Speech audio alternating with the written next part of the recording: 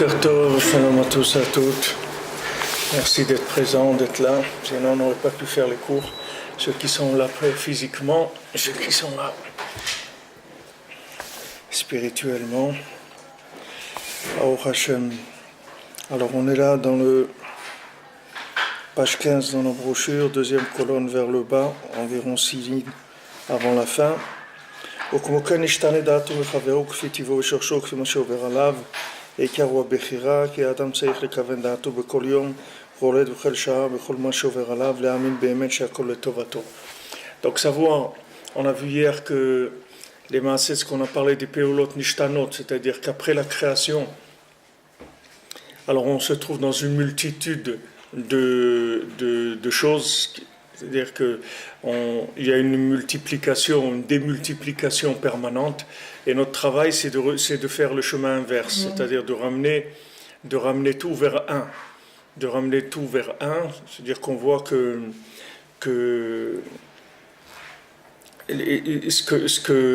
tout ce qu'on va faire dans notre vie, c'est-à-dire de bien, c'est uniquement quand on a trouvé des possibilités, des façons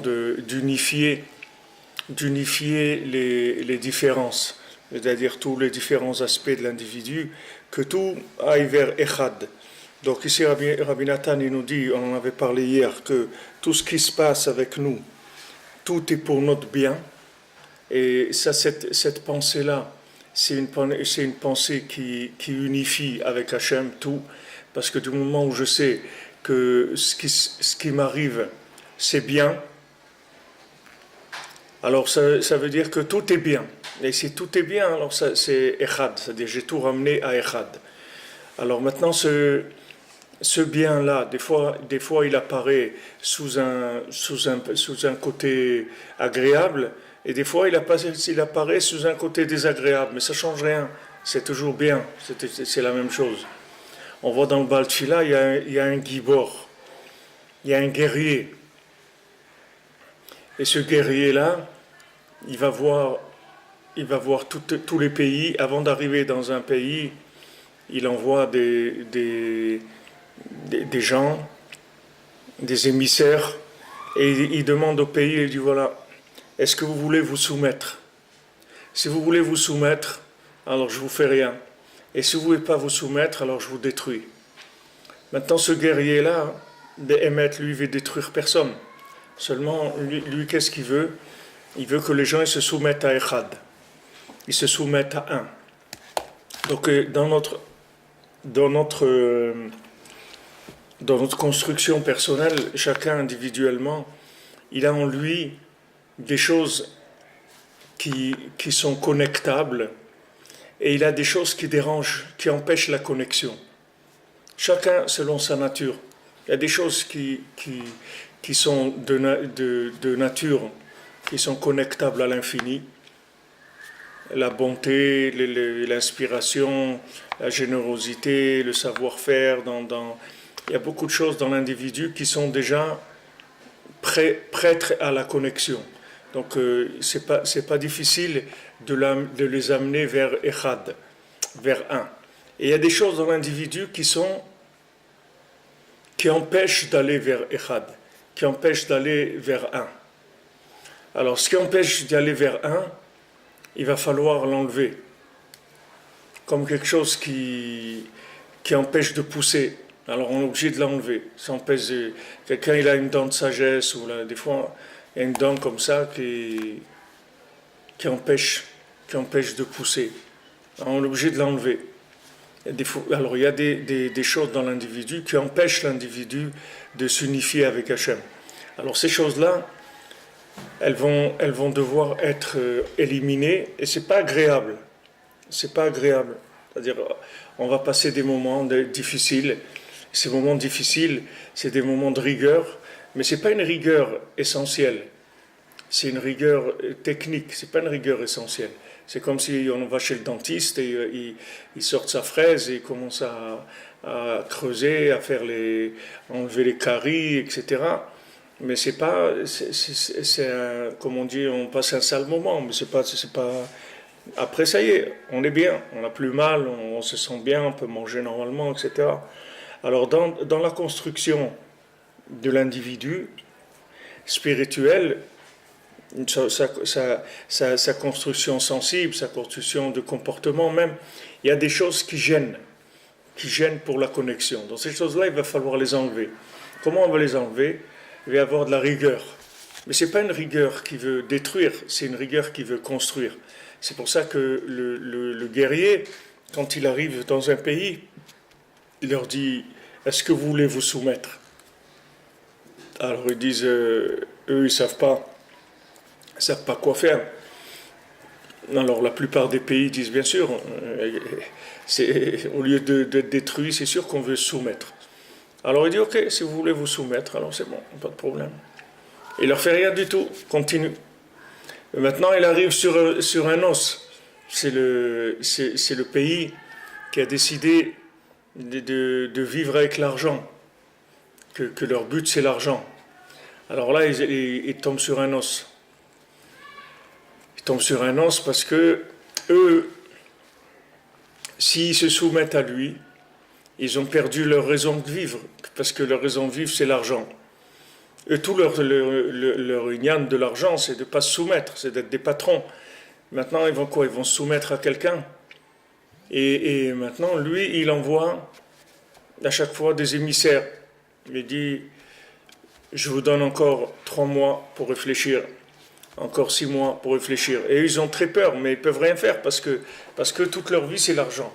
Donc maintenant, s'ils se soumettent, ils perdent l'argent, ils ont perdu leur vie. Alors ça va les mettre dans une situation très grave.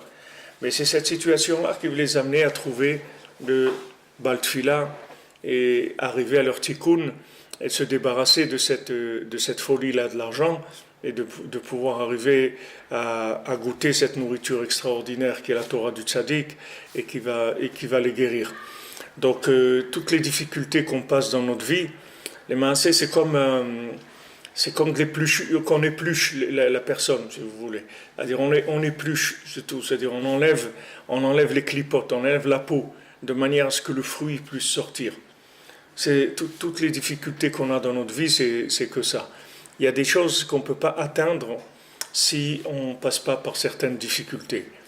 Alors, il y a des difficultés dans tous les domaines, mais là où il va y avoir, bien sûr, le plus de difficultés, ça va être quand on va toucher les points essentiels, c'est-à-dire qu'on est presque proche de l'essentiel. Et là, ça va attaquer très dur parce qu'on est très proche de l'essentiel. Donc, il va y avoir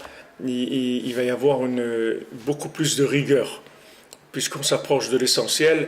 Donc, il va y avoir une nécessité de purification qui est plus grande. Comme on voit que quand Shmuel Hanavi, quand Shaoul, le roi Shaoul, alors qu'il y avait une sorcière et tout, qu'il a fait sortir de sa tombe et lui il a eu très peur, et il a cru que c'était le Yom Hadin Agadol, le jour du grand jugement. Il y a 2 sortes de jugements. Il y a le jugement individuel que chacun va passer après qu'il soit décédé. C'est un jugement qui est relatif à sa vie, c'est-à-dire on va tenir compte de tous les éléments qu'il avait pour le juger. Et puis il y a le deuxième jugement qui s'appelle Yom Hadin Agadol, que ce deuxième jugement, il va venir après, il va venir avant c'est-à-dire il va être préalable à la résurrection des morts. C'est-à-dire, il y a un jugement par rapport à la place que la personne va avoir dans le monde supérieur. Ça, c'est un jugement relatif. C'est-à-dire, on va tenir compte de tout ce qui se passe pour lui donner le maximum, la meilleure place qu'on puisse lui donner. Mais il y a un deuxième jugement, ça va être pour la vie éternelle dans un corps à la résurrection des morts. Alors, avant cette résurrection des morts, il va y avoir Yom Hadin Agadol. Ça s'appelle le grand jugement. Et ce grand jugement, il est absolu, il est plus relatif. C'est-à-dire, on ne regarde plus il n'y a plus de circonstances atténuantes ou pas. C'est-à-dire il faut passer le nettoyage total. C'est-à-dire il n'y a pas de possibilité il n'y a pas de relatif à ce moment-là. C'est-à-dire pourquoi? Parce qu'on s'approche de la vie éternelle dans un corps. Donc ça va être complètement autre chose que la vie dans les mondes supérieurs en tant qu'âme. C'est-à-dire revenir dans un corps et vivre éternellement, c'est une autre dimension complètement. Donc là, ça va être beaucoup plus dur. Donc plus qu'une personne, elle va s'approcher des points qui sont fondamentaux, plus la personne, elle va être attaquée. Alors, les points fondamentaux, c'est quoi? Les points fondamentaux, ce sont les bornes de connexion maximale. C'est-à-dire ce qui va permettre la connexion maximale au monde supérieur. Ça, c'est là où il va y avoir le plus d'attaques. Alors bien sûr que quand la personne elle va s'approcher, elle va vouloir s'approcher du tzaddik, elle va être très très très éprouvée. Quand la personne elle va se marier, ou elle va vouloir se marier, elle va être très éprouvée aussi. Alors hier, je vous ai parlé des lettres et que le maasé, la vie, c'est des assemblements de lettres, ça s'appelle tsiroufé otiyot. Ce sont des formules de lettres. Et quand quelqu'un faute, alors sur ses os, il est gravé des assemblements de lettres. Maintenant, quand quelqu'un a fauté, il a des lettres qui sont gravées sur ses os. Et quand il vient chez le tzaddik et qu'il reconnaît ses fautes devant le tzaddik, il fait vidouille, c'est-à-dire il se vide de la bêtise qu'il a pu avoir. Alors après, il rechange les tsiroufé otiyot, il rechange l'assemblement de lettres qu'il avait fait qui était négatif pour le ramener vers quelque chose de positif. C'est-à-dire que maintenant, quand quelqu'un a transgressé la volonté d'Hachem, qu'est-ce qu'il a fait? Il a pris des lettres et il a fait un mot qui était le contraire du mot qu'il fallait faire pour se connecter à Hachem. Puisque maintenant, la base de la faute, c'est une révolte contre Hachem. Donc il a inversé les lettres. Pas que inversé, c'est-à-dire il a fabriqué un mot qui est un mot de déconnexion et de révolte contre Hachem. Donc la tchouva, c'est de reprendre les lettres et de les remettre à leur place. Alors quand on arrive chez le tzaddik et qu'on dit voilà, j'ai fauté, j'ai fait ça et ça, alors ça permet au tzaddik de remettre les lettres à leur place et à ce moment-là, la personne elle a terminé, c'est-à-dire il n'y a plus de conséquences, ses fautes elles sont entièrement réparées. Mais tant qu'il n'y a pas ça, il n'y a pas de réparation. Même s'il y a une tchouva sincère, que la personne dans son cœur elle regrette, etc., il y a quelque chose de technique, c'est d'avoir utilisé les lettres qui sont des moyens d'assemblement. C'est comme un puzzle, si vous voulez. C'est-à-dire d'avoir utilisé les morceaux du puzzle. Au lieu de les avoir utilisés pour faire le Shem Havaya, il a utilisé pour faire de la Vodazara, c'est-à-dire de l'idolâtrie. Donc maintenant, il faut refaire le montage. Et ça, il n'y a que le tzaddik qui fait ça.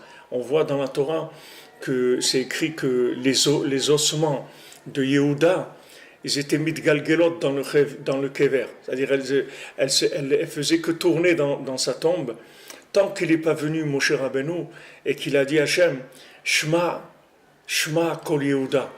Moshe il est venu, il a dit Hachem, accepte la tchouva de Yehuda. Et à ce moment-là, ça s'est calmé. Alors Rabbeinu rapporte ça, il dit que tant que le tzaddik, il n'est pas intervenu auprès d'Hachem, même si la personne elle a fait tchouva, elle a bricolé sa tchouva à elle, c'est-à-dire qu'elle regrette, etc., il y a quand même un problème qui est fondamental, c'est qu'elle a créé des mots qui sont négatifs. Ces mots négatifs, c'est des choses qui vont l'empêcher de se connecter. Maintenant, on parle de Yehuda, on parle des Shvatim, des Shvatim Kedoshim et tout, c'est des niveaux très élevés. Et pourtant, Yehuda aussi, il avait besoin du tzaddik pour pouvoir se rapprocher d'Hachem. Alors ça, c'est le summum, c'est l'extrême. C'est-à-dire, c'est le summum qu'on est arrivé chez le tzaddik, les maasé, la personne, elle est arrivée à la fin de ses peines. À la fin de ses peines, c'est-à-dire qu'elle a trouvé quelqu'un qui va s'occuper d'elle et qui va lui remettre toutes les inversions qu'elle a pu faire. Autant elle a été présente au palais de Versailles à l'inversion, où elle était à l'envers, ou là où elle était, qu'on l'a mis à l'envers, on va remettre les choses à l'endroit. Quand on va remettre les choses à l'endroit en elle, et elle va pouvoir se connecter. Ça, c'est qu'on arrive au top qui est le tzaddik. Après, je vais revenir sur ça. Et maintenant, il y a aussi une autre étape sur laquelle on va être très attaqué aussi. C'est le mariage et le shalom bayit. Le mariage, les maasé, qu'est-ce que c'est se marier? C'est-à-dire, c'est accepter de vivre avec quelqu'un qui est l'opposé de nous-mêmes complètement. C'est-à-dire calculer pour être complètement opposé à nous. C'est ça notre conjoint. Notre conjoint, c'est l'être opposé à nous. Maintenant, l'être opposé à nous, quel avantage il a qui est extraordinaire, c'est qu'il va nous permettre de nous remettre tout le temps à notre place. C'est-à-dire que l'assemblage des lettres, il va tout le temps se remettre comme il faut. Pourquoi? Parce qu'on a un opposé. L'opposé, ça veut dire qu'on va être vu par quelqu'un qui voit exactement le contraire de ce qu'on voit nous. Pas dans Echad. Dans Echad, il voit exactement la même chose, mais dans la manifestation sur Terre, c'est l'opposé complètement. Alors il faut écouter les amis, parce que c'est un petit peu compliqué. Si vous dormez, on emmène des matelas, et on met de l'eau par terre, on fait des matelas pneumatiques. Alors, la Torah, elle nous dit, Ve'ahavta et Hashem Elokecha. Normalement, qu'est-ce qui doit être écrit? Ve'ahavta Hashem Elokecha. Pourquoi c'est écrit Ve'ahavta et Hashem Elokecha? Pourquoi il y a et? Alors, et, c'est un mot en hébreu, mais traduisez en français, c'est et. C'est un mot, ça n'existe pas en français. Allez-y et trouvez comment on traduit. Va'afta et Hashem Elokecha. Comment tu traduis Va'afta et Hashem Elokecha? Tu aimeras Dieu, oui. Tu aimeras Hashem, ton Dieu. Où est le et? Il n'y a pas. Je ne peux pas traduire. Ça n'existe pas. Parce que toutes les langues, elles ne sont pas construites sur la connexion. Elles sont construites sur la construction pyramidale. On ajoute. Mais pas on connecte. Donc il n'y a aucune langue qui a cette notion-là, de et. Tu peux dire en hébreu, en espagnol, ce que tu veux. Ça n'existe pas ce mot-là. Qu'est-ce que c'est et? Et, c'est Aleph Tav. D'accord? Aleph Tav, ça veut dire depuis Aleph jusqu'à Tav. Aleph, c'est la première lettre. Tav, c'est la dernière lettre de l'alphabet. Donc, et, ça veut dire c'est la connexion de toutes les lettres.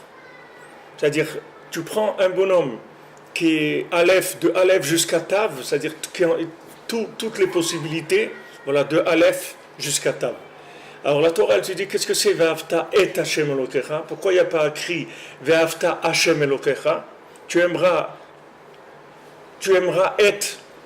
et Hashem ton Dieu. Pourquoi on ne te dit pas tu aimeras Hashem ton Dieu sans ce et? Et c'est quoi? C'est le tzaddik. Le tzaddik, c'est lui qui va te permettre de connecter à Hashem. Parce que lui, il a la maîtrise de l'assemblage des lettres. C'est-à-dire c'est celui qui connaît le puzzle de l'humanité. Donc il connaît toutes les lettres de tous les individus, de toutes leurs âmes, de tout ce qui passe dans leur vie, de toutes les situations possibles et imaginables qui existent sur Terre. Donc lui, il peut prendre n'importe quel élément et le met à sa place. N'importe quel élément sur Terre, il le met à sa place. Comme je vous avais dit, c'est ça, la définition du roi. C'est ça David Ameller. C'est ça David Ameller. David Ameller, le roi dans le Ham Israël, c'est quelqu'un qui met les gens à leur place, qui aide les gens à se trouver. C'est ça un roi, c'est ça un maître. Un maître, c'est pas un bonhomme qui t'écrase et qui monte sur toi. Un maître, c'est quelqu'un qui t'aide à te trouver. C'est ça un maître. C'est-à-dire que quand tu as trouvé un maître, tu as trouvé quelqu'un qui sait te mettre à ta place, qui t'aide à trouver ta place. Et une fois que tu l'as trouvé, il t'aide à te maintenir à ta place. Et il t'aide à te développer, à avancer, à te fournir tout le temps ce qu'il te faut pour continuer à avancer. Ça, c'est un maître. Ça, c'est le roi David. Ok? Maintenant, comment on dit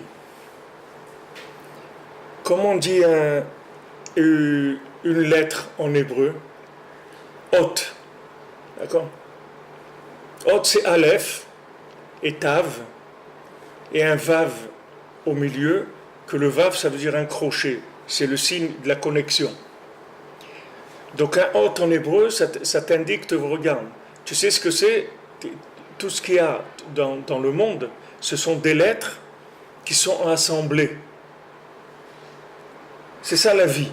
C'est que chaque lettre, c'est une vérité essentielle et elle est là pour t'aider, c'est-à-dire pour t'aider à te connecter.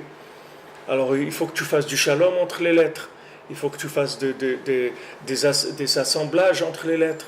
Maintenant les frères de Yosef, normalement, ils auraient dû reconnaître Yosef, et à ce moment-là, ils les auraient connectés tous à Hachem.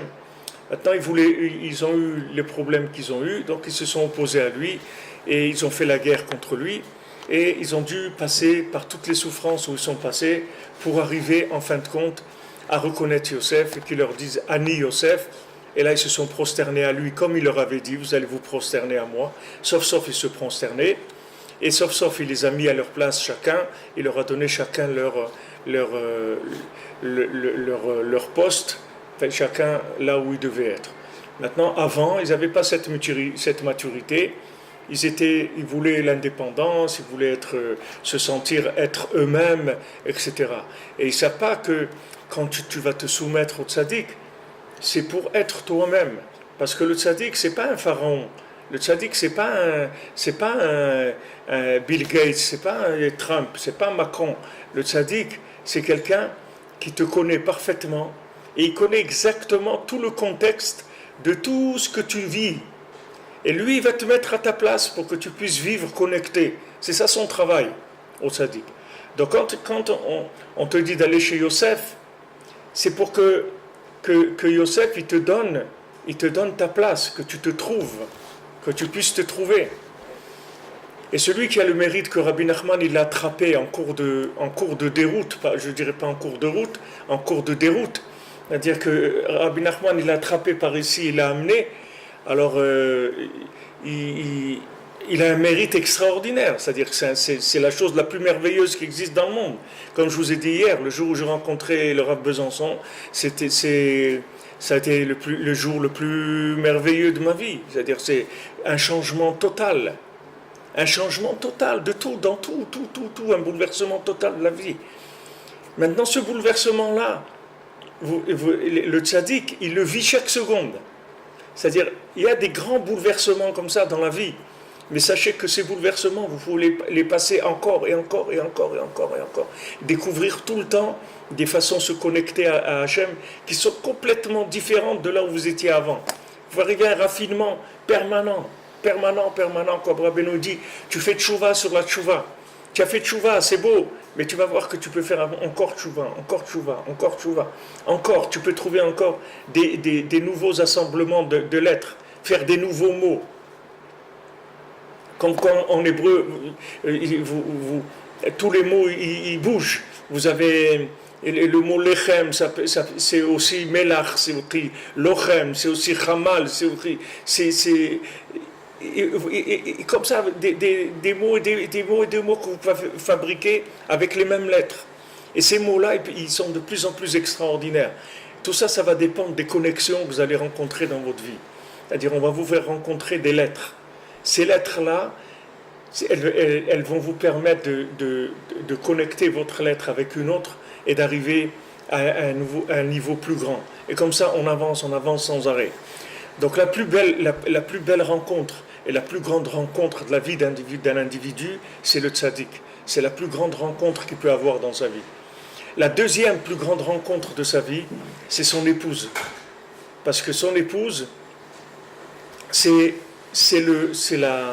celle qui va le renseigner en permanence sur le puzzle. Est-ce qu'il est bien fait ou il n'est pas bien fait? Est-ce que maintenant les éléments, tu les as bien assemblés ou pas? Parce que l'homme, c'est un cerveau. La femme, c'est un corps. Ishto ke gufo. Sa femme, c'est comme son corps. Et lui, c'est un cerveau. Maintenant, le cerveau, il est aveugle. Le cerveau, il ne voit rien. Sachez que le cerveau, il traite des informations. Mais le cerveau, il ne voit rien. Le cerveau, il ne sait pas ce que c'est un danger, il ne sait pas ce que c'est le chaud, le froid. Il ne sait rien du tout. Il a des agents de renseignement. Il en a 5, qui sont les 5 sens. Les 5 sens, ils lui communiquent des choses. Mais si vos sens, ils ont été soudoyés par Amalek, par les Yetzirah, donc les sens, ils vont fournir au cerveau des renseignements qui ne sont pas bons. Par exemple, les sens, ils vont lui dire c'est bien de voler parce que tu vas t'enrichir, etc. Ils vont lui dire viens, on va aller à la plage, c'est bien là-bas et tout. Et viens, on va là, on va manger une bonne glace, c'est bien. Les sens, s'ils sont pourris, s'ils sont soudoyés, ils vont envoyer des informations qui ont été traitées par des usurpateurs. Comme Chava, elle a traité l'information du serpent, elle a donné à Adam Arishon, et elle a fait tomber avec ça. Mais le serpent, avec l'Adam Arishon, il ne peut pas parler. Parce qu'Adam Arishon, c'est un cerveau, il ne voit rien. Donc, s'il s'adresse directement à lui, c'est impossible qu'il puisse le soudoyer. Impossible. Parce que le cerveau, il a des idées qui sont claires. C'est comme ça, et c'est pas autrement, c'est tout. Mais maintenant, quand on commence avec les sens, alors les sens, ils donnent au cerveau des informations qui sont faussées pour la plupart d'entre nous. Bien sûr, le cerveau, il a une autre source d'alimentation, c'est la neshama. La neshama, elle alimente le cerveau. Mais seulement la neshama, si le cerveau il commence à se pourrir avec les sens, la neshama, elle s'éloigne. Elle ne veut pas communiquer avec le cerveau. Elle dit, ah bon, c'est ça que tu cherches, ben, débrouille-toi, reste là-bas. Et tout, moi je m'en vais. Moi je m'en vais, c'est tout, je ne reste pas. Parcha nishmato, comme on dit, sa neshama, elle s'est envolée. Et Rabbi Nachman, c'est une âme qui s'est envolée d'Adam Arishon avant qu'il faute. Rabbi Nachman, il n'a pas goûté à l'arbre de la connaissance du bien et du mal. L'âme de Rabbi Nachman, avant que Chava et Adam y mangent, son âme, elle est partie. Dans Adam Arishon, il y avait toutes les âmes. Mais Rabbi Nachman, il l'a quitté avant qu'il mange. Donc il n'a aucun rapport. Rabbi Nachman, vous ne pouvez pas l'acheter. Vous ne pouvez pas le truc. Il n'y a rien. Il n'y a pas de possibilité de détourner quoi que ce soit. Donc c'est pour ça, quand il dit quelque chose, vous pouvez être sûr que c'est de la vérité absolue, pas relative. C'est-à-dire, quand Rabbeinu dit, moi j'ai terminé, je vais terminer. Quand Rabbeinu dit quelque chose, vous pouvez être sûr que c'est le dernier mot. Il n'y a pas besoin de chercher autre chose, c'est terminé. Quand il a donné une analyse, quelque chose, il dit c'est comme ça veut dire que c'est comme ça, c'est tout. C'est pas la peine de chercher autre chose. Même dans la halakha, le Shulchan Aruch, Rabbi Nachman voulait écrire un Shulchan Aruch où il n'y aurait aucune machloquette, que toutes les halachot elles seraient claires et tout, mais il a dit maintenant que j'ai écrit l'écoutez Moran, écoute, j'écrirai pas ça. J'écrirai pas le Shulchan Aruch. Alors quand quelqu'un il trouve le tzaddik, il trouve la personne qui va assembler, qui va l'aider à faire son puzzle. Comme un petit enfant, vous lui achetez un puzzle, et il est là, il dit, ah papa, les trucs, regarde ça, je sais pas, un truc, il dit, voilà, regarde ça, tu le mets là. Après, un moment après, il vient, il en a mis 2 ou 3, après il dit, ah ça je le mets là. Après, vous voyez, il fait des efforts pour essayer de rentrer un truc, ça rentre pas très bien, mais il essaye de le mettre, et c'est pas l'endroit. Alors il vient, il le corrige tout le temps, il aide à assembler les choses comme il faut les assembler. L'épouse, c'est la même chose. L'épouse, elle va donner, elle va donner le résultat de l'image, de l'assemblage du puzzle en permanence. Elle va transmettre l'image en permanence. Donc c'est sûr qu'il y a des moments difficiles, et il y a des moments difficiles où l'épouse, elle est obligée comme on dit, de remettre quelqu'un à sa place. C'est-à-dire elle remet à sa place. Comme on dit, eh ben, j'ai été le voir, eh ben, je l'ai remis en place. Hein. Je l'ai remis en place. Donc la femme, elle est obligée de remettre son mari en place. Et croyez-moi, c'est pas agréable du tout pour une femme de faire ça. Elle aurait aimé vraiment être cool, très cool, mais seulement si elle est cool, elle va faire couler son mari et elle va couler elle aussi avec lui. Vous comprenez? Donc il faut vraiment pas lui en vouloir si elle n'est pas cool du tout. Il faut pas lui en vouloir du tout parce que la pauvre, c'est pas agréable du tout de faire ce boulot-là. C'est vraiment pas agréable parce que c'est un bonhomme aveugle et qu'à chaque fois on est obligé de lui dire tu vas tomber, tu vas te cogner, tu vas mettre les doigts dans la prise, tu vas te rentrer la tête dans un poteau, tu vas glisser sur une peau de banane, ce copain il est pas bien, ce travail il est pas bien, cet endroit il est pas bien, ces vêtements ils sont pas bien, tu manges pas bien, tu parles pas bien, tu te compares bien avec les enfants, tu es en train de perdre ton temps, tu étudies pas assez, tu étudies trop, tu te lèves pas comme il faut, tes habits sont sales, tes trucs, tu manges comme un goinfre, tu dors trop, tes trucs, ça. Elle est tout le temps obligée de le remettre, de lui faire des mises au point, sans arrêt, sans arrêt, sans arrêt. Elle est obligée de faire ça. Et ça c'est très désagréable comme travail. C'est très très désagréable. Parce que, alors maintenant, on dit, qu'est-ce que c'est une femme? C'est une messia, c'est-à-dire quelqu'un il a trouvé quoi? Il a trouvé sa moitié. Ça y est maintenant, Baruch Hashem, il va commencer à construire, parce qu'il n'est plus en train de se diriger avec le résultat de ses sens et de ses élucubrations. Ça y est, on va passer à de la construction. Donc chaque élément, il va être vérifié par rapport à ce qu'il y a à construire. Est-ce que c'est valable? Est-ce que la brique, elle est comme il faut? Est-ce qu'elle est solide? Est-ce qu'elle est à sa place? Etc. Elle est dans son temps? Elle n'est pas dans son temps? Tout ça, ça va se faire parce que maintenant, ça y est, on a un conjoint qui va nous aider à nous construire. C'est pour ça que le jour du mariage, alors on pardonne toutes les fautes de la personne. Celui qui se marie, on lui pardonne toutes ses fautes. Parce que si quelqu'un, il est prêt à se marier, ça veut dire que c'est un tzaddik, c'est tout. Comme quelqu'un qui vient habiter en Eretz Israël, c'est la même chose. En Eretz Israël, il n'y a pas de faute. En Eretz Israël, tu fautes, avant de dormir, on a réglé ça. Tu ne vas pas dormir avec des fautes. Avant que tu ailles dormir, tes fautes, elles vont être réparées. Parce que c'est un pays ça fait de la mise en place, c'est-à-dire mise au point automatique. Il y a un appareil qui met au point automatiquement. C'est-à-dire tout ce qui a été décalé, tout ce qui a été déplacé, tout ce qui a été inversé, ça se remet en place automatiquement. Donc c'est pour ça qu'on appelle Eretz Kenaan, parce que c'est Eretz Achna'a, c'est-à-dire c'est une terre de soumission. Quand on vient en Eretz Israël, c'est pour se soumettre.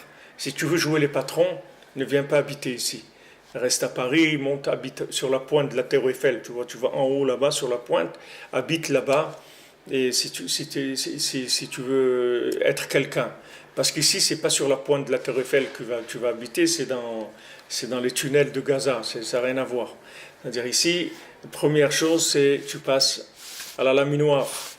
C'est-à-dire d'abord, sache que toute ta vie, tu t'es planté, tu sais rien faire du tout.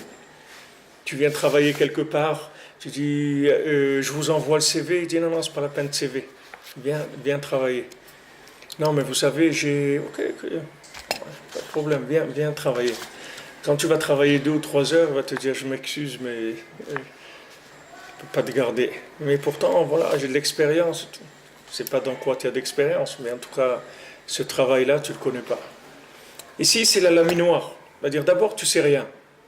D'abord, tu es rien, tu sais rien, tu n'as rien fait.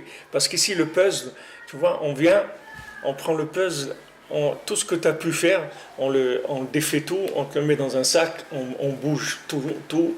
Alors maintenant, on va commencer. Je dis, mais c'est dommage, j'avais déjà assemblé les trois quarts. Toi, tu avais assemblé, tu avais fabriqué la tête d'un singe, maintenant, on va te faire autre chose. C'était pas ça qu'il fallait faire, tu t'es trompé. Et pourtant, ça marchait bien et tout. Ça marchait bien dans l'obscurité. Ici, tu n'es pas dans l'obscurité. Ici, tu es dans la lumière.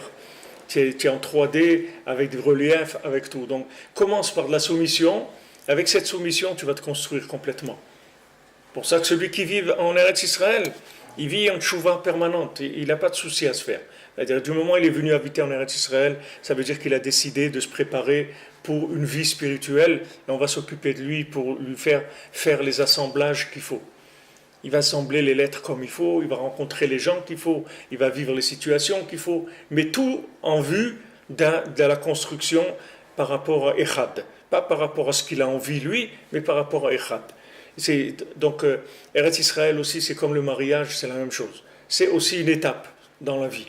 Donc, quand on rencontre notre femme, alors c'est la Metsia, c'est-à-dire on a trouvé la partie qui allait enfin nous aider à nous construire. Pour ça, quand Adam Arishon il a eu son épouse, il a dit Apaham, etzem miatzamai. Maintenant, j'ai trouvé l'essence de mon essence. Pourtant, tu vas dire, mais la femme, c'est pas l'essence de l'essence, parce que c'est écrit Ishto Kegufo. La femme, c'est son corps. C'est pas son corps extérieur. C'est le corps parfait qui est construit par l'âme de la personne. C'est-à-dire,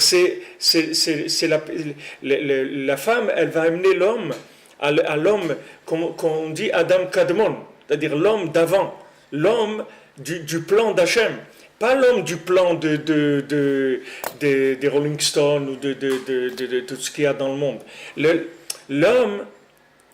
L'homme parfait, comme Hachem, il a fait le plan. Avant que lui naisse, il a une âme, il y a tout un plan. Maintenant, quand il arrive, il commence à partir dans tous les sens. Okay? Alors, ça y est, maintenant, quand il rencontre son épouse, ça y est, Adam Arishon, il s'est calmé. Il a dit, cette fois-ci, c'est l'essence de mon essence que j'ai trouvé. C'est-à-dire, j'ai trouvé enfin l'être qui va m'aider à être moi-même. Mais du moment où tu n'as pas été toi-même toute ta vie, ne t'étonne pas qu'il va y avoir du ring. C'est normal, tu vas prendre des coups. C'est tout à fait normal. On va être obligé de tailler. C'est obligé. Il y a des morceaux qu'on va enlever. Il y a des morceaux qu'on va rajouter. Il y a des choses qu'on va raffiner. C'est tout à fait normal. Puisque maintenant tu es parti dans tous les sens. Tu ne savais pas du tout qui tu étais. Tu n'avais pas de repère. Tu vivais un film dans ta tête. Tu n'as jamais eu de repère. Mais quand maintenant tu vas jouer le scénario dans la réalité, tu vas voir qu'il y a beaucoup de choses qui vont sauter. Il y a beaucoup de choses qu'il va falloir arranger. Parce que la réalité, elle est loin d'être ce que tu t'imaginais depuis que tu étais un enfant. Tu imaginais des choses. Tu avais des rêves, c'est bien. Mais maintenant, tu vas passer dans la réalité de toi-même.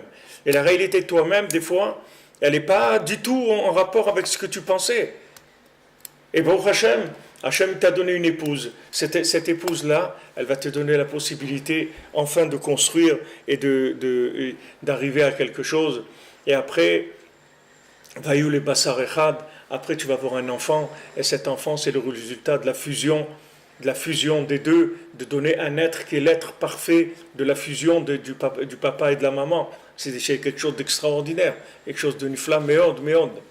Alors maintenant, vous voyez, quand on fait le Tikkun HaKlali, on dit Alzot itpalel kol chassid le et metzo. Oui, quand on fait Tikkun HaKlali. Attendez, on va prendre un Tikkun HaKlali. On va voir plus clair. C'est qu'il y a un Tikkun HaKlali. Peut-être c'est ça.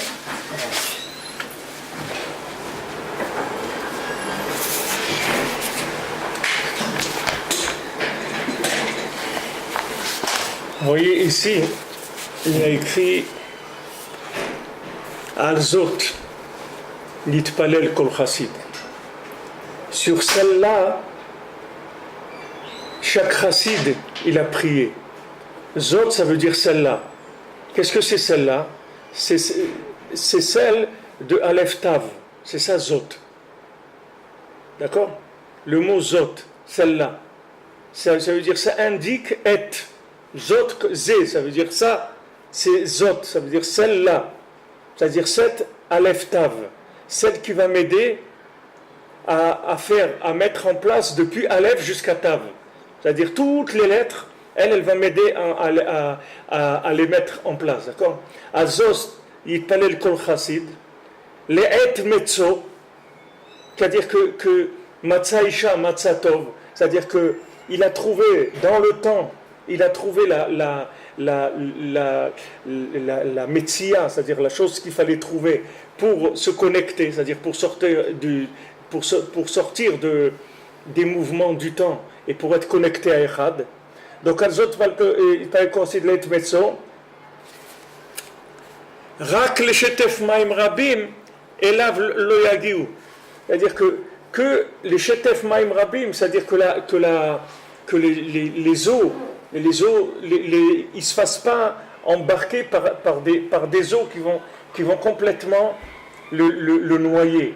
Alors, Maim Rabim, c'est ce qu'on a dit, c'est le contraire de Echad, Maim Rabim. Les eaux nombreuses, tumultueuses, c'est tout l'argent, le système pyramidal. Ça, c'est le Rabim. Le système pyramidal, ça veut dire on doit beaucoup, il faut beaucoup. Si tu veux arriver à être quelqu'un, il faut beaucoup. Alors que si tu cherches Echad, il ne faut pas beaucoup. Il faut être toi-même, c'est tout. Il n'y a pas beaucoup. Tandis ceux qui ne se sont pas trouvés eux-mêmes, ceux qui n'ont pas trouvé Aleph Tav, la seule possibilité d'existence qu'ils ont, c'est par le beaucoup, c'est par la quantité, c'est tout. Donc ils vont chercher qu'est-ce qu'est la quantité. L'argent, il a trouvé beaucoup d'argent. Et s'il a beaucoup d'argent, alors il va être bien, il va beaucoup exister. C'est ce qu'il pense. Mais les massés, il n'y a pas besoin de beaucoup. Il y a besoin de toi, c'est tout, d'être toi-même. Donc ce que tu as besoin, c'est de partenariat en permanence. Tu as besoin, premier partenariat, c'est le tzaddik. C'est sûr que le plus grand partenariat, le 1, c'est Echad, c'est Hachem Echad, Shmo Echad. Ça, c'est le partenariat parfait. Mais pour arriver à ça, on ne peut pas arriver à ça. On a besoin, en bas, d'un genre de renseignement. Les gens ils disent, il y a des idiots, ils disent, moi je suis chassid d'Akadosh Baruch Hu. Moi je n'ai pas besoin de rabbi et de rien, je suis chassid d'Akadosh Baruch Hu. Ok. Alors c'est pour ça que tu as la tête que tu as, on voit comment tu es chassid d'Akadosh Baruch Hu. On voit dans quel état tu es. Vraiment, on voit dans quel état tu es. Voilà un rave avec une barbe blanche comme ça, et tout, voilà, il va être en prison. Il avait inventé une méthode super extraordinaire et son but c'était quoi? Il a violé 8 femmes religieuses. Soi-disant c'était une méthode de truc et tout. Voilà, il va se prendre 20 ans ou 30 ans de prison. D'accord? Alors maintenant, ce monsieur, sûrement c'est-à-dire c'est un rave officiel, c'est pas un rabbin des bois, c'est un officiel de rabbanout avec un yeshiva, avec tout ce que vous voulez. À quoi quelqu'un peut arriver dans ce monde? Pourquoi? Parce que c'est un chassid d'Akadosh Baruch Hu, c'est tout. Il a pris la Torah, il l'a cuisinée comme il veut. Et comme tous les êtres, ils ont des tendances qui sont tendancieuses, alors ils arrivent là où ils arrivent. Tandis que tu as un maître, il te maîtrise, il t'aide à te maîtriser. C'est-à-dire, il te dit, voilà, tu vas faire ça, ça, ça. Avec ça, tu vas te maîtriser, c'est tout. Tu vas commencer à te construire normalement. Donc on a besoin de Het qui est le tzaddik pour nous connecter avec Hachem. Et on a besoin de la femme, de Zot, que elle aussi c'est Aleph Tav, pour nous remettre à notre place. On a besoin d'Eretz Israël pour aussi nous aider à tout le temps enlever l'orgueil, enlever tout ce qui peut nous aider, tout ce qui peut nous faire dévier vers la quantité, c'est-à-dire nous obliger à chercher la connexion et pas la quantité, d'aller tout le temps vers les éléments qui vont nous connecter, pas les éléments qui vont nous enrichir en quantité, c'est-à-dire quitter le système pyramidal. C'est pour ça qu'on quitte l'Égypte, on va vers Eretz Israël. Et quitter l'Égypte, ça veut dire quitter le système pyramidal. C'est-à-dire on quitte la tour Eiffel, on quitte les pyramides de Pharaon, et on va vers Eretz Israël. Et quand on sort de là, pour ouvrir la mer Rouge, parce que la mer, c'est, comme on a vu là, Shetef Maim Rabim, la mer, elle veut noyer tout.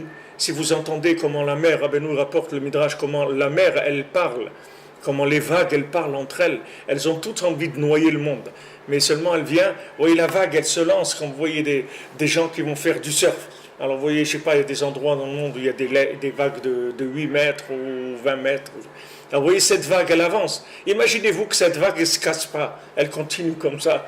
Elle continue. Les Rio, Los Angeles, les Trinidad, ça y est, le monde, il est terminé. Donc vous voyez, elle avance, et à un moment, elle se casse. Tac, elle s'aplatit complètement, ça devient un tout petit peu d'eau qui vient rafraîchir le bord, et ça repart. Et après, elle revient. À chaque fois, elle veut essayer de noyer le monde, mais elle s'arrête. Au millimètre près, la vague, elle s'arrête. Elle est arrêtée. Donc, chacun, il a des vagues comme ça autour de lui. Quand on dit, voilà, celui-là, il divague complètement. Pourquoi il divague? Parce qu'il y a des vagues qui l'ont ramassé, c'est tout. Alors, ça le fait divaguer, il part dans tous les sens. Et ce monde-là, c'est un monde où on peut partir dans des plans incroyables. Quand vous essayez de voir derrière vous combien de miracles Hachem il vous a fait pour que vous rencontriez les gens qu'il faut et vous ne rencontrez pas les gens qu'il ne faut pas. C'est un S de rencontrer. Combien de gens ils écrivent, ils disent Ravifra, je suis tombé comme ça sur le site, mais comme ça, je ne sais pas comment je suis arrivé là, mais c'est extraordinaire. Voilà, ma vie a changé complètement, tout truc et tout. Mais c'est une rencontre sur le net. C'est une rencontre. Quelqu'un il a rencontré, waouh, truc, il a trouvé un chemin.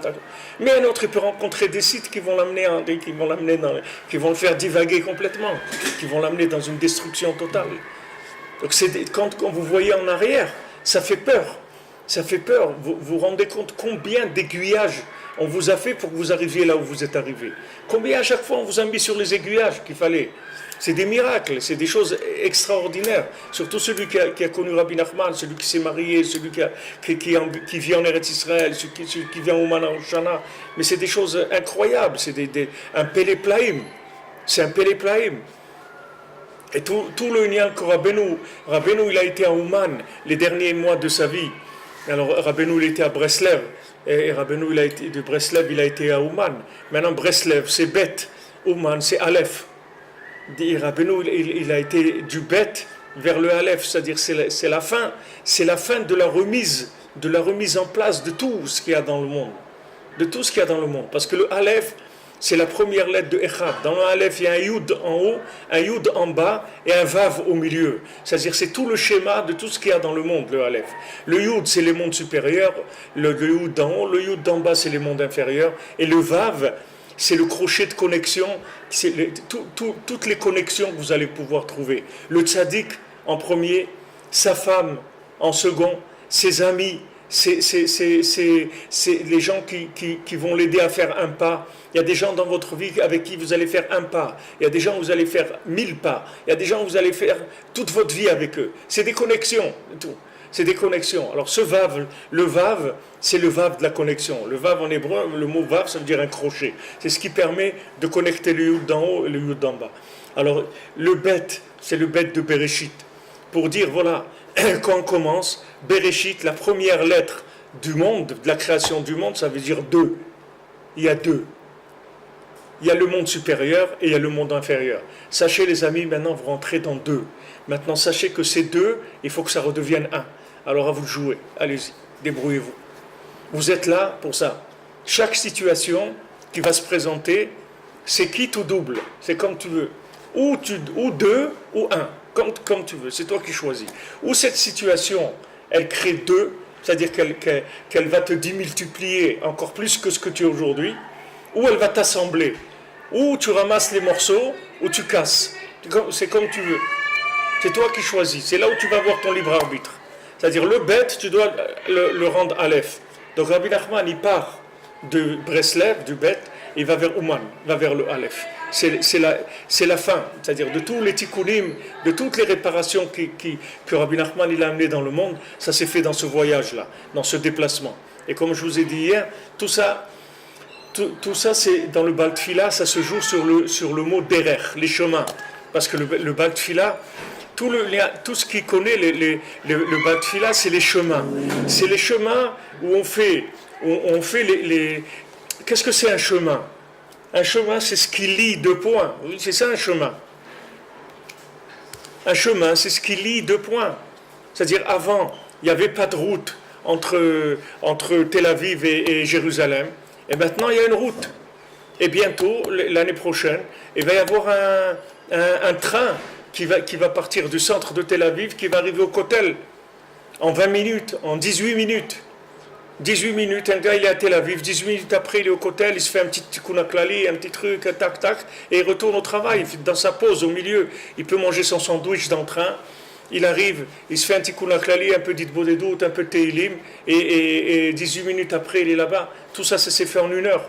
Il a une pause d'1 heure, en 1 heure il peut faire tout ça, il peut manger, il peut étudier pendant qu'il se déplace, il peut venir prier au Kotel et retourner.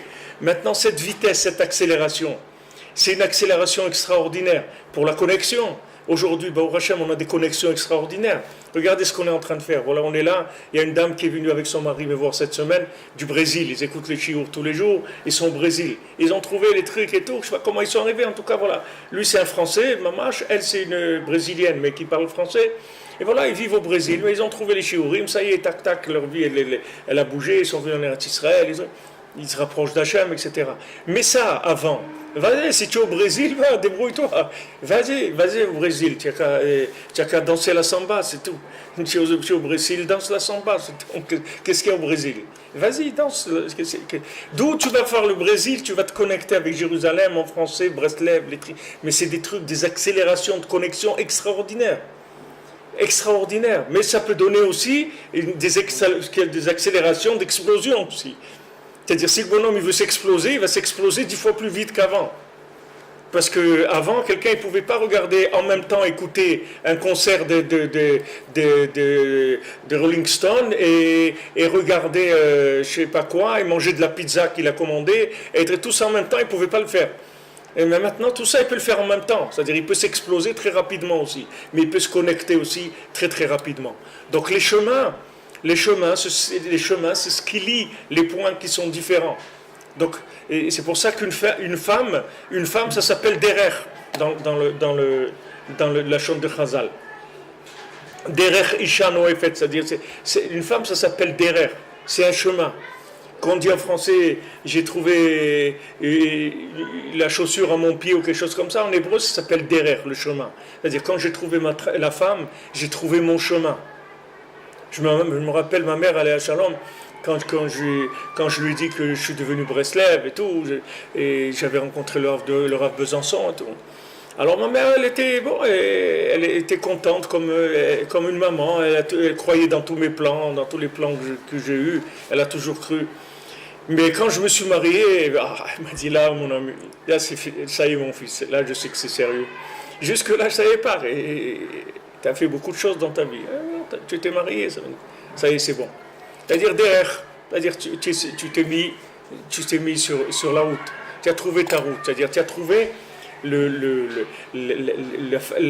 moyen de jonction entre tous les éléments que tu vas avoir dans ta vie. C'est-à-dire c'est elle qui va t'aider à joindre tous ces éléments-là.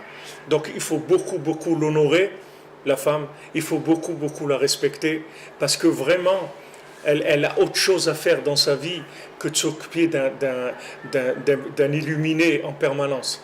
Que tous les jours, il lui sort des trucs, il a des plans comme ça, il a des plans comme ça, il a des trucs comme ça. N'importe quel truc qui vient, le ramasse et tac, tac, tac, elle est tout le temps, allez, ramène tout sur le chemin, remet tout sur le... C'est pas facile, c'est pas agréable.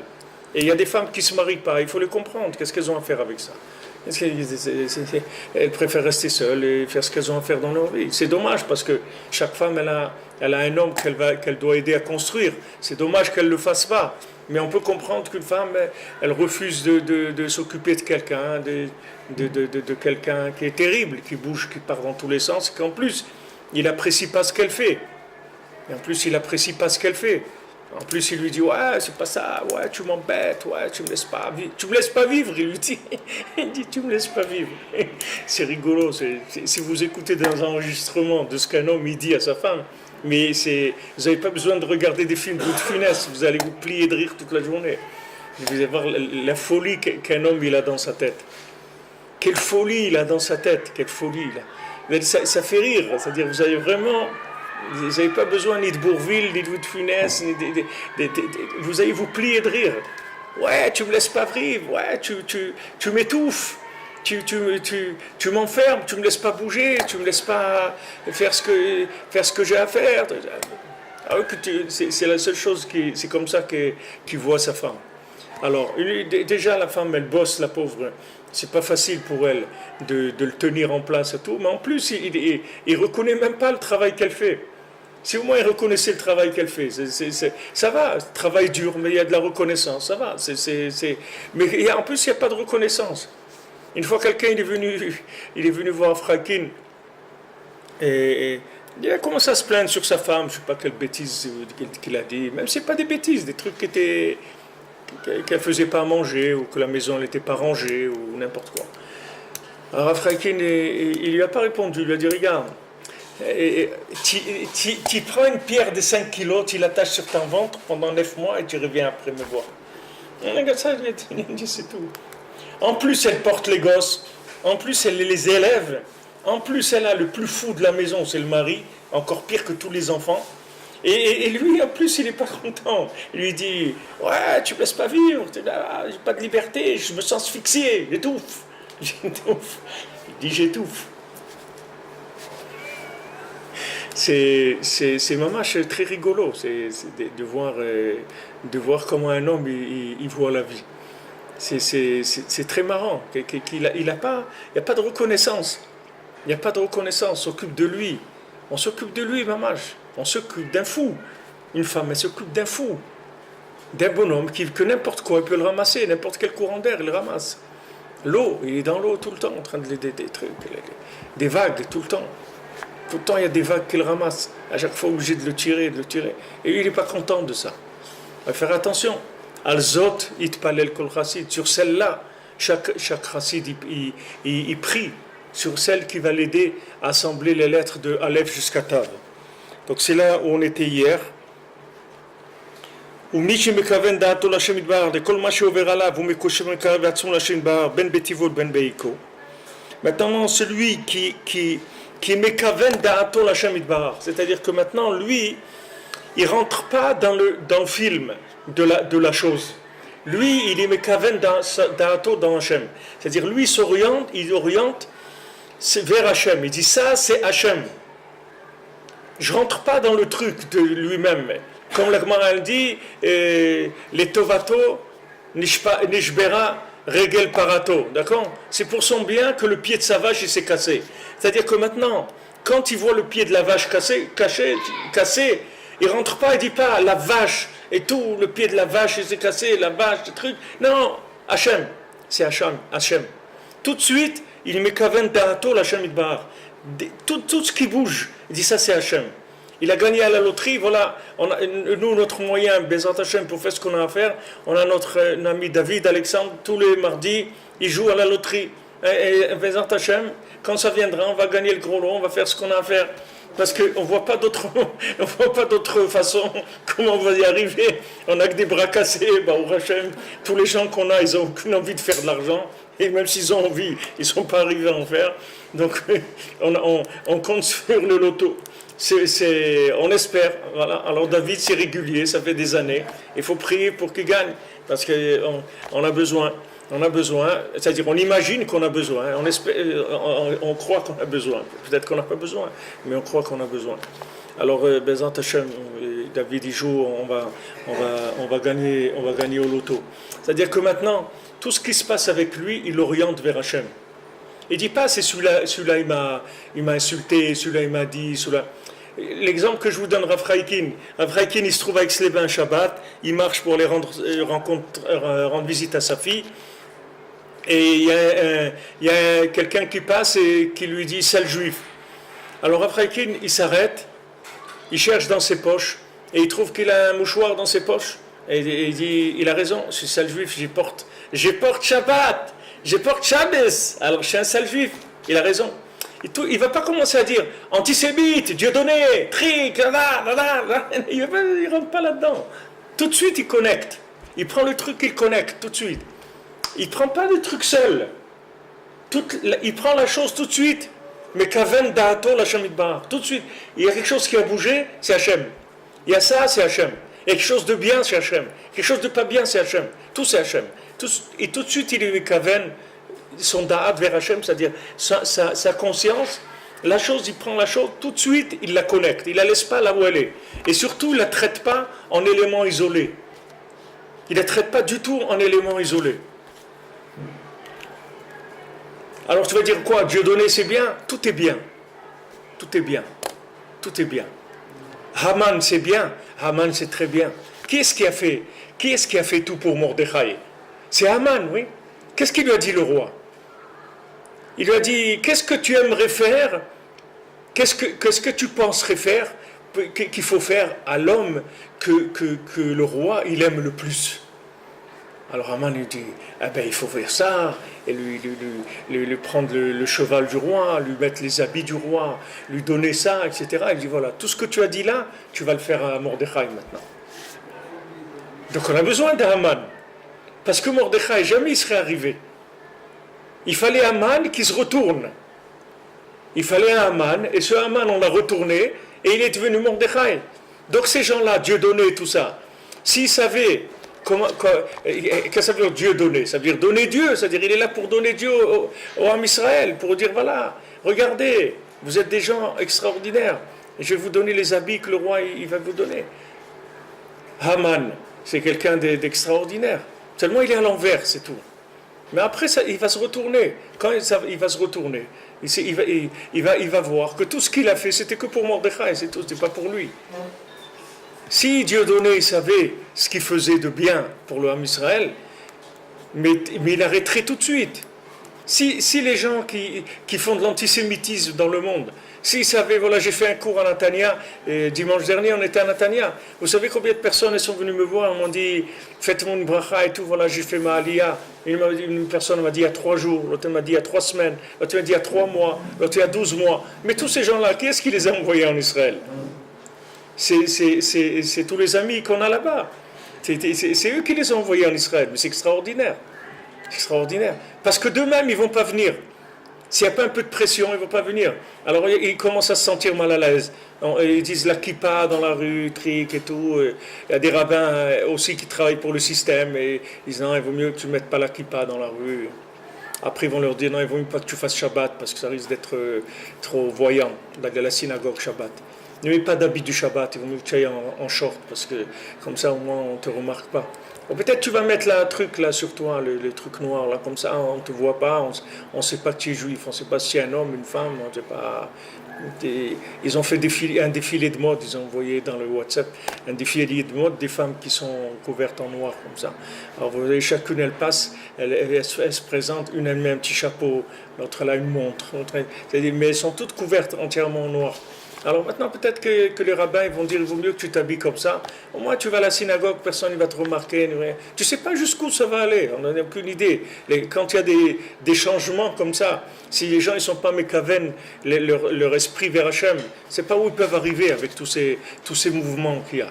Mais bon, Hachem, tout ça, vous voyez, c'est rien que les Tovas du Ham Israël. Il n'y a aucun mal là-dedans. Il n'y a aucun mal. Il n'y a aucun mal. Au contraire, à la fin, Az Yemale s'écrit, Az Yemale Sechokpinu. À la fin, on va commencer à rigoler, à se plier de rire. Pourquoi? Parce que vous allez voir que tout le monde entier, en fait, il travaillait que pour le Ham Israël. Il travaillait que pour le Ham Israël. Haman, après, vous avez vu, qu'est-ce qu'il a fait Haman? Il a travaillé pour Mordechai. C'est lui qui lui a obtenu, tout ce qu'il a obtenu Mordechai, il l'a obtenu par Haman. C'est-à-dire, Haman, il a fait tout le Inyan. Et quand il a fini tout, le roi lui a dit c'est bon, tu es prêt? Il dit oui, alors tout ça tu le fais à Mordechai. C'est-à-dire il lui a inversé tout. Donc il ne faut pas regarder la chose. La chose, il ne faut jamais l'isoler. Il faut toujours la connecter. Il ne faut jamais l'isoler, traiter les cas isolés. Tout le temps les connecter à Hachem. Dans tout ce qui se passe, il l'utilise pour s'attacher et se rapprocher à Hachem. Ben betivo ben beiko, que ça soit dans le bien ou dans le contraire. Comme il est écrit, que ça soit dans Hachem, Yudke Vavke, qui est la miséricorde, qui est le bien, ou bien Elohim, qui est le côté rigoureux. Dans les deux, je loue Akadosh Baruch Hu, Como Sheneemar, Vani Tamid Ayachel, et moi, tout le temps, je vais espérer dans Hachem, c'est-à-dire Eyachel, ça veut dire, mais Eyachel, ça veut dire qu'il a toujours ses yeux tournés vers Hachem, que ça aille bien, que ça aille pas bien, son regard, il est toujours vers Hachem. À ce moment-là, il annule toute l'emprise du Yetzer et du côté négatif, que toute son emprise, elle est justement sur les shinouim, les différences. D'où ça vient les shinouim? Ça vient qu'on n'a pas connecté les éléments à un. On en a fait des éléments indépendants chacun. On croit que ça c'est une chose, comme elle dit Anaël dans son livre. Il n'y a pas le Dieu de l'argent, le Dieu du manger, le Dieu du plaisir, le Dieu de ça. Il y a un seul Dieu, c'est Hachem, c'est tout. Donc tout ça, connecte-le. Ne le traite pas en élément seul. Traite tout, mets-le dans Hachem. Comme on dit pour Yaakov Avinu, que Yaakov Avinu, il a appelé la prière Baït, une maison. Une maison, ça veut dire quoi? Habite, fais-toi une maison. Ma maison, c'est une maison de prière pour tous les peuples. Qui beti betefila les kolahamim, et carré les kolahamim. Rentre, tout, fais-toi une maison qui s'appelle la prière, et habite là-bas, c'est tout. Habite dans la prière. Habite dans la prière. Après, habitue-toi à traiter tout avec la connexion Hachem. Tout ce que tu fais, connecte-le à Hachem. Habite là-bas. Fais-toi une maison qui s'appelle prière. Et vis, voilà, tu annonces aujourd'hui, tu passes une annonce sur Instagram, sur je ne sais pas ce que tu veux. Tu dis voilà, maintenant j'ai déménagé, j'habite dans la prière. C'est là que je vais habiter. C'est ça ma résidence. J'habite dans la prière, je vais habiter dans la tfila. C'est-à-dire, je ne ferai rien dans ma vie qui ne soit pas avec de la prière. Donc ça y est, dès que j'ai fait de la prière, je l'ai connecté. J'ai connecté. Je vais chercher du travail, je prie. Je reviens du travail, je prie. Je fais ça, je prie. Tout, je prie. Alors maintenant, tout est connecté, c'est fini. Donc tout, c'est Echad. J'ai plus de soucis à me faire. Quand j'ai du souci à me faire, c'est quand je traite l'élément dans un laboratoire qui va traiter que cette chose-là, avec un cerveau qui est spécialisé dans ce sujet et qui va traiter la chose comme chose isolée. Mais moi, je ne veux pas faire ça. Je ne veux pas ouvrir un laboratoire pour chaque chose de ma vie. Moi, je veux ouvrir une maison qui s'appelle la prière et je veux habiter dedans, c'est tout. C'est-à-dire, tout ce que je fais dans ma vie, je vais le faire avec la prière, c'est tout. Je me lève le matin, je fais Modéani, je vais quelque part, je dis à Hachem qui me donne la bracha dans ce que je vais faire. Je mange quelque chose, je fais une bénédiction. J'ai mangé, je fais une bénédiction. Là où je vais, j'utilise la prière tout le temps, tout le temps, tout le temps. Je dois rencontrer quelqu'un, je dois lui parler, je prie. Je dois faire une remontrance à quelqu'un, je prie. Et à ce moment-là, tout devient complètement différent. Parce que tout est connecté à Echad. Donc si tu veux, ça va te permettre d'utiliser ton libre arbitre pour trier la situation. Comment tu veux trier la situation? Faire le tri, ça veut dire réagir en fonction de avant la création, pas après. De ne pas traiter l'élément avec une logique d'éléments isolés, de traiter l'élément avec une logique divine. Donc ça, je peux le faire qu'avec la prière. Du moment où j'ai prié, j'ai connecté la chose.